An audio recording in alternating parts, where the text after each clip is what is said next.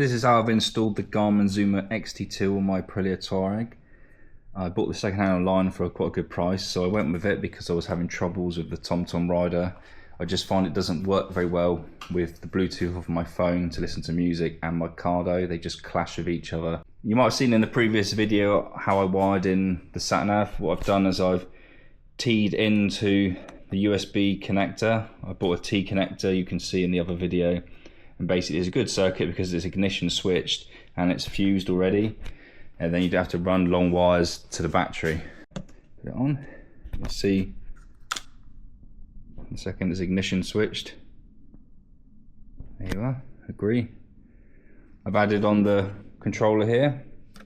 So you can choose what the buttons do. At the moment I've got it so top button, if you tap it, it will show you towns ahead. And then I've got my up ahead, which can show you like petrol stations and speed cameras if you long press it. Zoom in and out. I don't want dual action on these two because it's not very easy to do. And then one of the more important ones is lock screen, or start and stop recording my track. So if I go back, just put where to, see, zoom in and out. Sometimes you just want to be able to zoom in and out quickly without touching the screen. And also if it's raining you can lock the screen. You see now the screen is locked. It's going to get no interference. I'm going to take that off for a second. Put that out of the way. You can see got the little waterproof cover here. Goes on nicely. I got this bracket here. I believe it's a GV1. I'm not sure how you say it.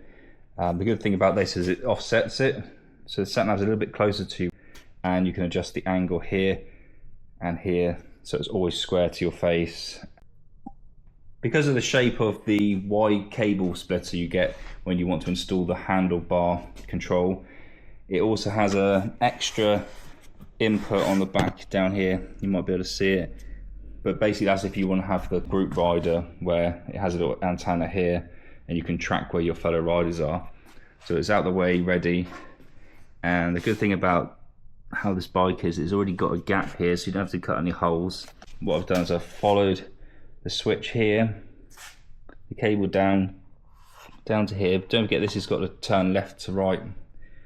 So I've made it so full lock to lock. There's no excessive pressure or tugging in the cable. And then I've tied up the cable neatly using these little stick-on clips. You can see one there and then two here. You can see the cable's not got any kinks in it. If I do ever want to add on the antenna, the little cable's there nice and accessible, and then I can run it up to here.